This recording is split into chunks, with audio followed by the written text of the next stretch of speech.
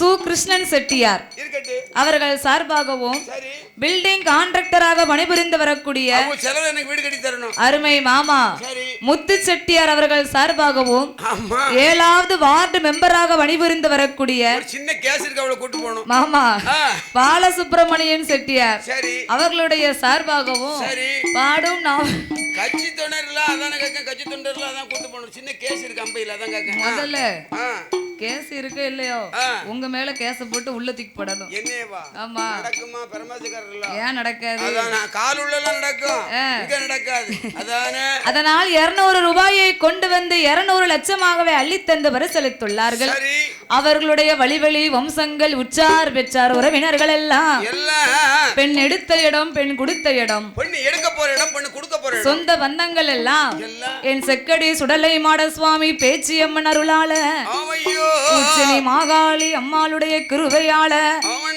அவர்கள் வழிவழி வம்சங்கள் எல்லாம் சுவாமி வாழ வேண்டும் அவர்கள் வளர வேண்டும் வாழ வேண்டும் அவர்கள் வளர வேண்டும் அவர்கள் வளர வேண்டும் அவர்கள் வம்சம்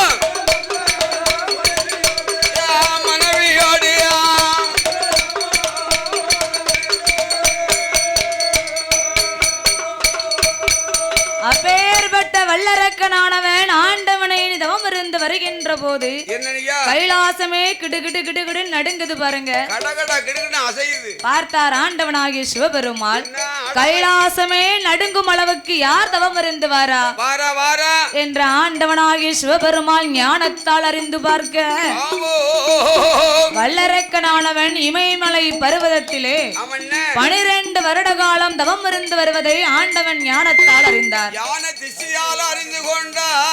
ஆண்டவனை கண்ணை மறைக்க முடியுமா அப்படி ஆண்டவன் ஞானத்தால் அறிந்து பார்க்கும் போது பெரிய நாயகம் நான் சொல்லிடுறேன் ஆமா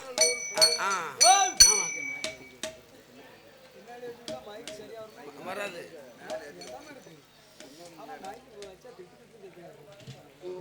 பரவாயில்ல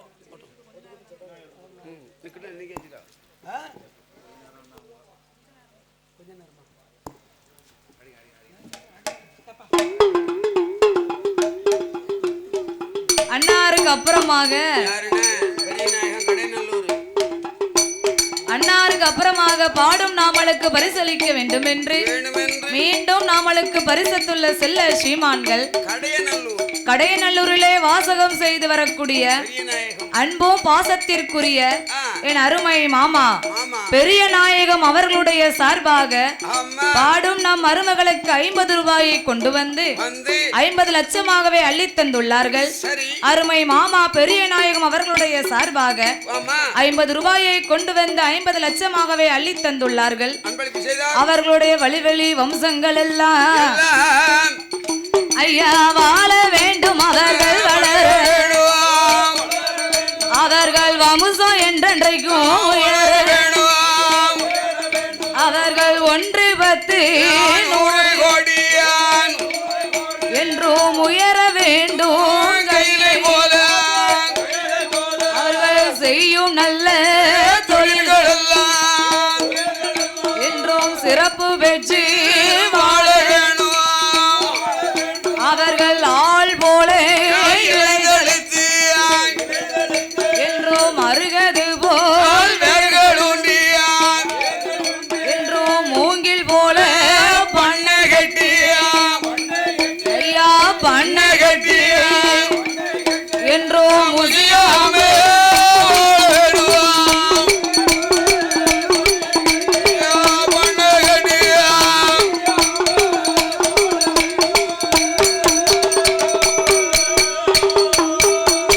அப்படி ஆண்டவனாகிய சிவபெருமாள் வல்லரக்கன் தவத்தை ஞானத்தால் அறிந்து பார்க்கும் போது ஐயையோ இப்பேற்பட்ட அரக்கனாக இருந்தாலும் எப்பேற்பட்ட தவம் வந்திருக்கான் அரக்கர் குலத்தில் பிறந்தாலும் என் மீது இவனுக்கு என்ன ஒரு பக்தி பக்தி இந்த சிவன் மேல 12 வருட காலம் தவம் இருந்து வந்த இந்த வல்லரக்கனின் தவத்தை ஓய் இதுவரைக்கும் நாமல் காணாமல் விட்டு விட்டோமே ஐயையோ ஐயையோ அதனால் அரக்கனுக்கு உடனே வரம் கொடுத்தாக வேண்டும் என்று பகவான் ஆண்டவனாகிய சிவபெருமாள் வல்லரக்கனுக்கு வரம் கொடுக்க வேண்டும் என்று புறப்பட்டார் நடிச்சாம அந்த நேரத்தில் பார்த்தாள் பார்வதி நடிச்சாம எங்க ஐயா போறியா நான் ஒத்தையில இருக்கேன் பள்ளியறைக்குள்ள பார்வதி பார்த்தா அதானே ஆண்டவன் இந்த நேரத்துல எங்க போறாரு அவங்க சொல்லாம பரியாம அப்படியே ஆண்டவன் படி இழக்க போனாலும் காலையில படி எடுத்து கொடுப்போம் ஆதித்தன் உதிக்கணும் ஆண்டவன் படி எடுக்கணும் சூரியன் உதிக்கணும் சொக்கன் படி எடுக்கணும் அங்க ஆதித்தனும் உதிக்கல சூரியனும் வரல மணி 12:30 மணி ஆகுது 12 மணி இந்த நேரத்துல ஆண்டவன் எங்க போறாரு நடுச்சாம வேளையில என்று பார்வதா தேவி பகவானை வழிமறித்தார் அத்தசாம வேளையில எங்க போறாரு இலகுலுங்க சாமம் போல போறாரு அதானே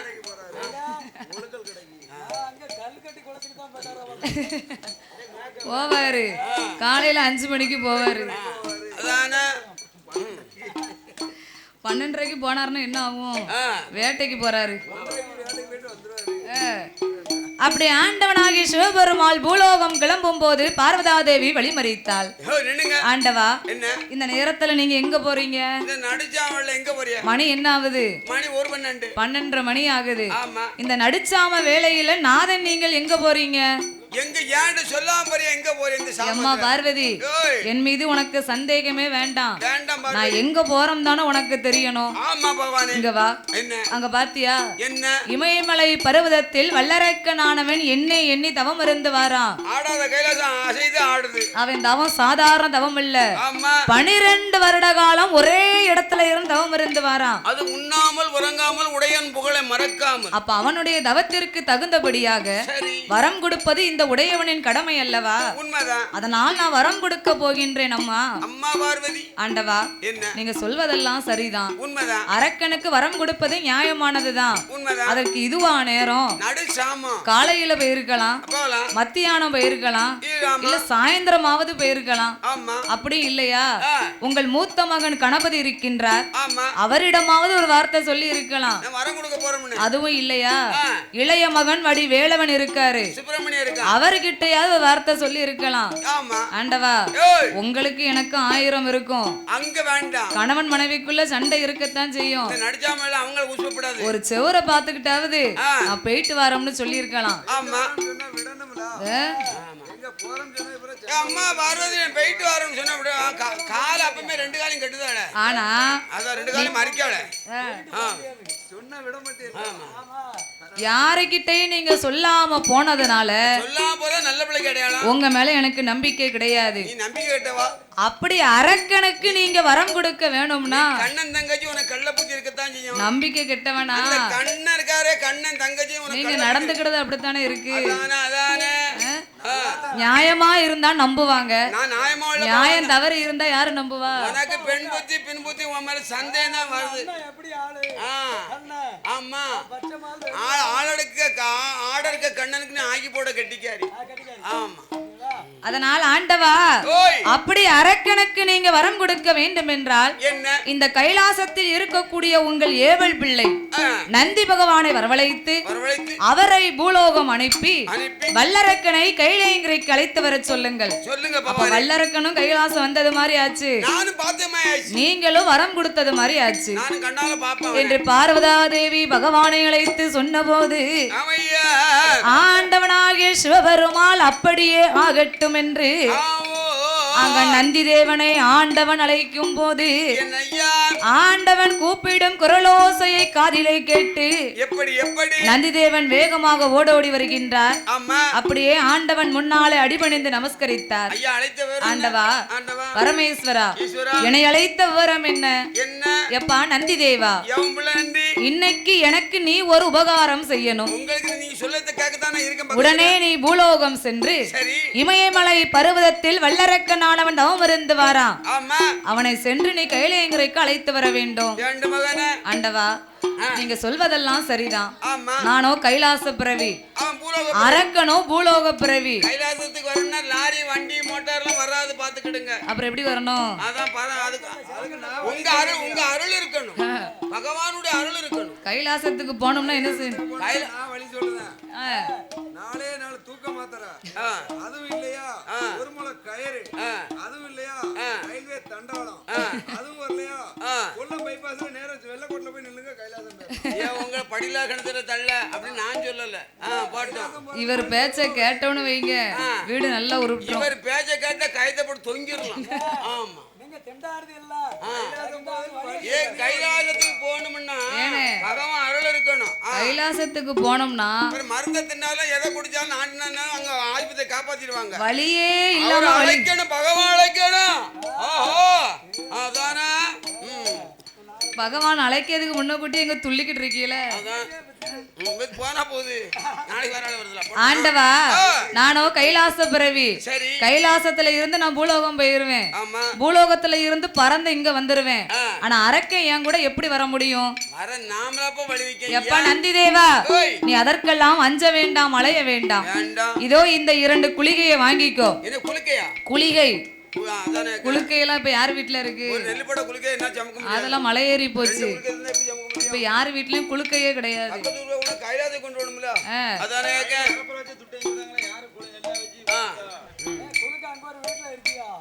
குளிகை குளிகைனா என்னது? பச்சரங்குளிகை, பச்சரங்குளிகை. இதோ இந்த 2 குளிகையை வாங்கிக்கொள் மகனே. இந்த 2 குளிகையை வல்லரக்கன் கையிலே நீ குடித்தேயானால் அந்த குளிகையை வல்லரக்கன் வாங்கி கொண்டு 2 கன்னத்திலும் ஒதுக்கி கொள்ளணும். 2 கன்னத்திலே ஒதுக்கி கொள்ளும் போது 3.25 நாளிகைக்குள் வல்லரக்கனுக்கு இருபக்கமும் ரெக்கை வந்து முளைக்கும். அப்பொழுது உன்னோடு அவன் கைலேங்கரைக்கு வருவான் மகனே என்ற ஆண்டவனாகிய சிவபெருமாள் குளிகையை நந்தி தேவன் கையிலே கொடுக்க, நந்தி தேவனும் குளிகையை வாங்கி கொண்டு அரக்கனை தேடி வருகின்றார். அரக்கனை தேடி வரும்போது அரக்கன் எங்க இருக்காம்னே தெரியல. ஏன் தெரியல? காட்டுக்குள்ள மட்டுமா இருக்கான், கரையான் புற்றுக்குள்ள இருக்கான். காடு செடி எல்லாம் தேடுறான். அவன் உடம்பெல்லாம் மரம் செடி கொடியா முளைச்சிருக்கு பாருங்க. அதனால் நந்தி தேவனுக்கு அரக்கன் எங்க இருக்காம்னே தெரியல.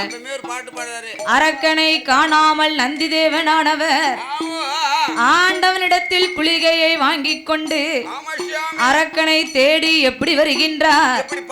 இன்னமும் காணலையே அரக்கனை, இன்னமும் காணலையே.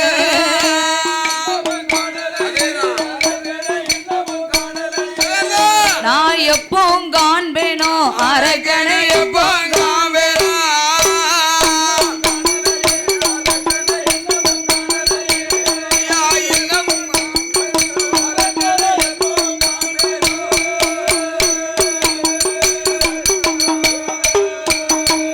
ஐயா காணல் அடிக்குது, கைகால நோகுது,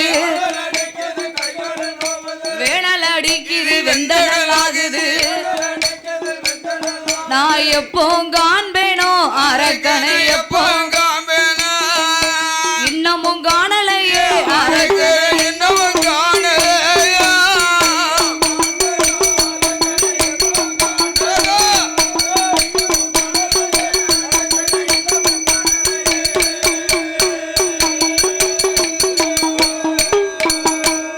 அங்கே ஆடினார் வாடினார் அரக்கனை காணாமல், தேடினார் ஓடினார் தெரியாத அரக்கனை. நான் எப்போ காண்பேனோ அரக்கனை, எப்போ காண்பேனோ. அட இன்னமும் காணலையே அரக்கனை, இன்னமும் காணலையே.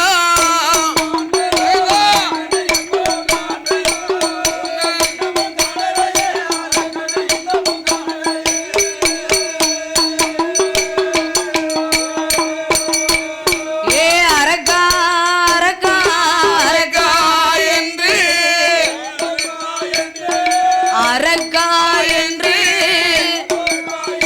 அங்க 5 6 சத்தம் போட்டா அரக்கா என்று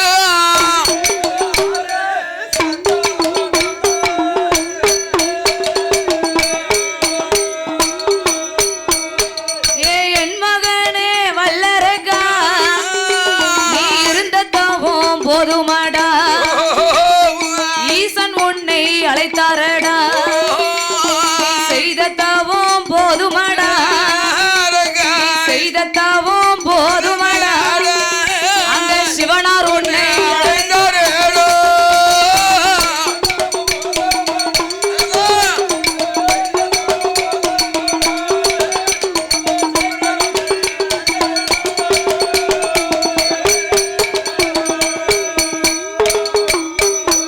அங்கே நந்தி தேவன் அழைத்த போது வல்லரக்க ராஜுதந்தான் அரக்கனை காணாமல் நந்தி தேவன் அரக்கா அரக்கா என்று குரலோசை கொடுத்தாரு பாருங்க. 5 சத்தம் போடுறாரு. ஆரிய கூத்து ஆடினாலும் காரியத்துல கண்ணா இருக்கணும். அவங்களாம் மனுஷன், அவங்க தான் கெட்டிக்காரங்க. உண்மைதான். என்னதான் அரக்கன் புற்றுக்குள்ள இருந்து தவம் இருந்து வந்தாலும் அம்மா ஆண்டவன் எப்போ என்னுடைய தவத்தை பார்த்து வரம் கொடுக்க வருவாருன்னு எதிர்பார்த்துக்கிட்டே இருக்கான். மாடு தப்புனா செடியெல்லாம் கண்ணு பாருங்க. மாடு தப்புனா செடியெல்லாம் கண்ணு. செடி ஆடிச்சா அதுக்கு நிக்குமோன்னு நினைப்பான். காத்தடிச்சு இலை அசைத இடத்துல எல்லாம் அங்க நிக்குமா அங்க நிக்குமான்னு பாப்பாங்க. தூண்டில்காரர்களுக்கு மிதப்புல கண்ணு. யார் சொன்ன? ஒரு நிமிஷம். பூண்டிக்காருக்கு கண்ணுல மிதப்பான். கண்ணுல மிதப்பு இல்லனே. பூண்டிக்காரு கண்ணு எங்க இருக்கும்? கண்ணு மிதப்புல கண்ணுனா தூண்டில போட்டு தண்ணி மிதந்து வரும்போது எப்ப தூண்டில மீன் சிக்கும்னு பாத்துக்கிட்டே இருப்பாங்க. அல்ல, தூண்டிய போடுங்க மிதப்பு அங்க இருக்கும். பார்வை கண்ணு நெத்தியில இருக்கும், பார்வை மிதப்புல இருக்கணும். அதத்தானே நானும் சொன்னேன். தூண்டில்காரர்களுக்கு மிதப்புல கண்ணுன்னு அதானே இருக்கும். இருக்கும் கண்ணுல மிதப்புல, பார்வை மிதப்புல இருக்கணும். கண்ணு நெத்தியில இருக்கும், பார்வை மிதப்புல இருக்கணும். அவர் தமிழ்ல சொல்லுதாரு, நான் இங்கிலீஷ்ல சொல்லுதேன். ஆமா அதானே எனக்கே வா.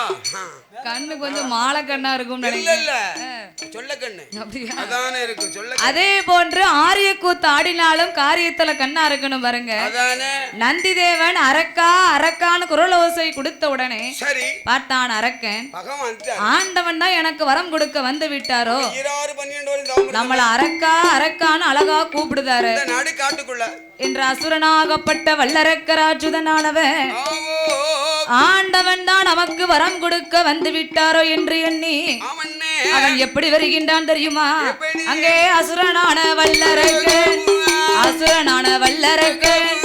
உச்சை விட்டு கீழிறங்கி ஓடோடி வாரானே. ஓடோடி வந்த போது உச்சை விட்டு கீழிறங்கி ஓடோடி வந்து பாக்கா வந்து பார்த்தா பெரிய ஒரு காலனிக்கு பார்த்தான் அரக்கன். ஐயையோ, ஆண்டவன் தான் நமக்கு வரம் கொடுக்க வந்து விட்டார் என்று எண்ணிலாம் நம்ம புச்சை விட்டு வெளியே வந்தோம். மாடு போல மோம் இருக்க. ஆனா இங்க வந்து பார்த்தா பெரிய ஒரு காளை வந்து நிக்க. இந்த காளைய பார்த்தா சாதாரண காளை மாதிரி தெரியல.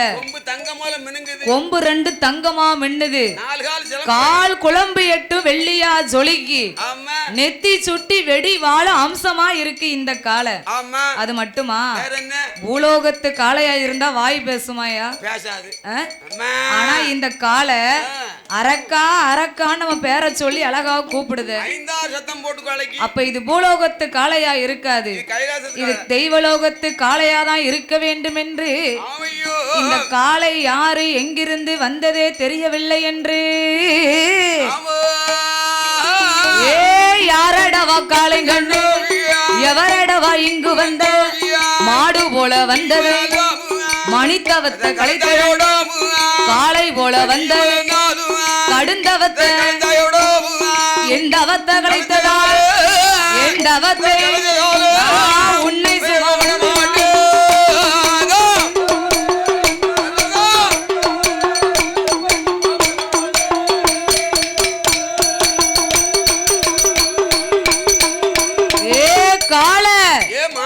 மாடு போல வந்து என் மணித்தவத்தை கலைத்து விட்டாய்.